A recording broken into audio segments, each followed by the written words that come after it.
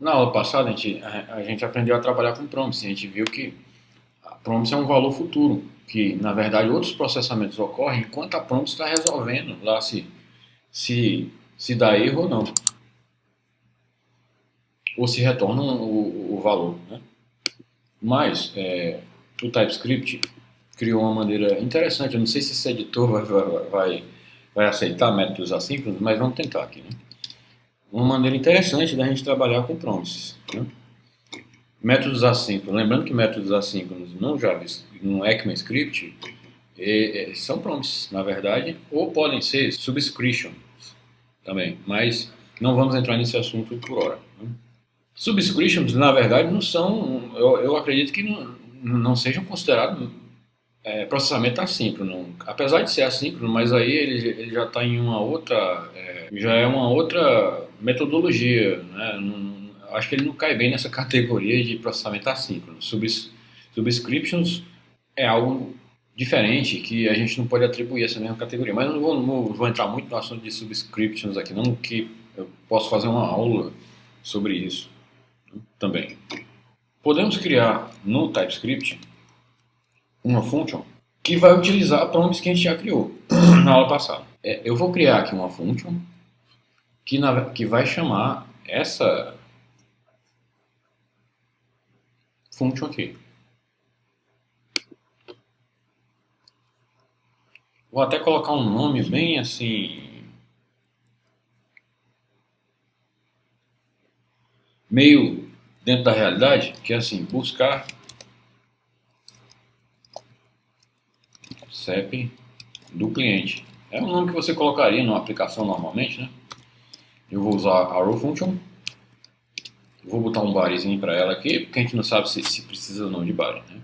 Para você criar uma função, você tem que dizer que ela é uma função. Você tem que colocar os parênteses. Né? A não ser que tenha alguma variável. Mas se não tiver, você tem que colocar no mínimo os parênteses. No caso aqui, ela não vai ter variável. A gente está simulando já a utilização de, de uma function que já está criada, que na verdade ela retorna uma prompt. A maneira, eu não vou apagar esse código para ficar como para você ficar olhando, vendo aí como uma referência, né?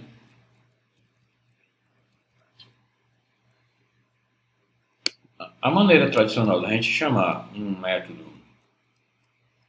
uma function, com prompt é assim, seria assim, pronto. Então se eu colocasse aqui, eu vou até colocar, para não ficar, para ficar melhor de entender, eu vou colocar isso aqui também no outro método. Vou chamar isso aqui de let outros processos.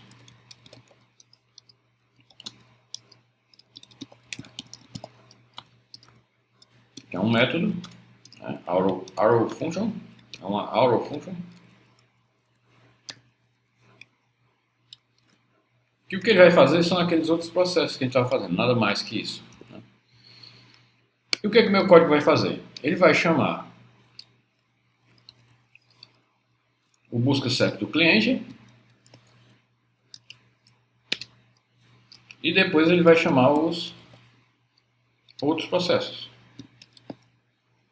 Nada mais eu fiz que encapsular isso, esses dois processamentos em métodos. Então eu estou apenas, no lugar de chamar tudo linearmente aqui, eu estou chamando os dois métodos, que é a mesma coisa.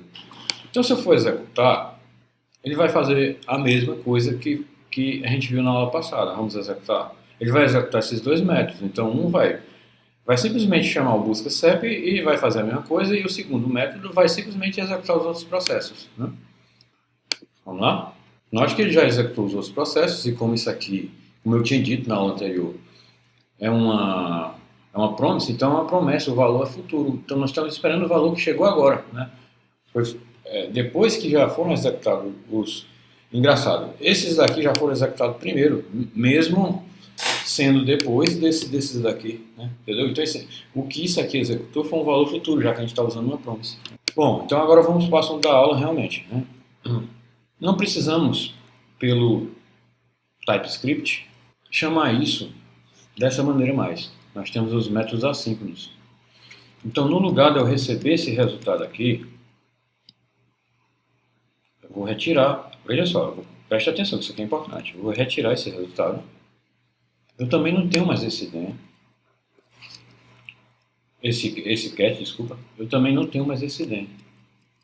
Não tenho mais nada disso. Veja só como fica legível o código. E como é que eu vou receber o resultado, né? Se eu só colar aqui embaixo, só apenas para a gente ter a referência do que estava lá dentro, né? Do momento que eu recebi o resultado, o que estava dentro era isso aqui, né? Eu vou apagar isso aqui, é só para servir como referência. Vou dar uma linha aqui até para ficar mais dividido, mais legível, né? Como é que eu recebo o resultado? Pela maneira do TypeScript, utilizando métodos await e async, né? Eu faria isso, ó.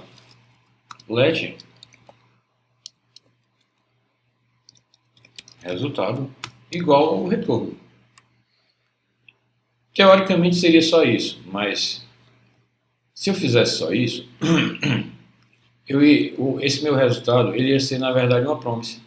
E eu não quero a promise, eu quero o resultado do processamento dos correios, que é a rua do CEP. Então, eu tenho que fazer isso. Vou comentar isso aqui que pode ser que esteja causando... Então, eu vou fazer o seguinte, para que eu possa transformar, para que eu abstraia todo aquele código que eu fiz da promise, né, utilizando o DEM e o cache. Na verdade, vamos esquecer o cache, né, porque é uma outra história e nessa aula eu não estou falando sobre a parte do cache, só da parte do DEM. Eu não estou falando sobre a parte do... Porque aqui a gente poderia ter um reject, depois na aula futura, que não confunda muito, né, assim, de maneira que isso aqui já esteja fixado, aí eu posso falar da parte do reject, né? Mas para que eu abstraia, para que eu não precise escrever aquele código, .dem, .cat, eu coloco simplesmente uma palavra-chave chamada await aqui. Só que o await, ele só funciona se meu método for assíncrono. Então eu tenho que... Você sabe que isso aqui é um método, né?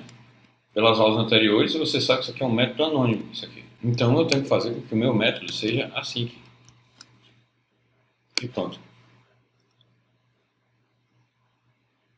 Veja só, vou apagar, não, eu tenho que dar, sim, outra coisa, a promise, lembre-se, não era só isso, eu tinha que dar um console.log do resultado, né? Eu não só recebi o resultado lá quando a gente estava na promise mesmo ainda, né?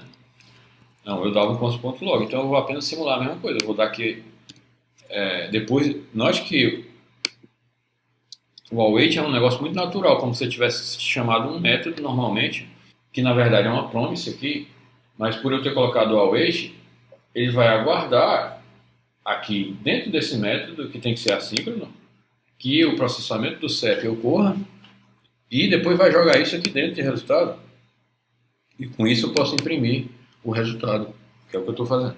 Então, se eu for rodar o programa agora, o resultado é para ser o mesmo, mas você note que a escrita foi bem menor, utilizando... Essa aula é uma aula de await e async, né?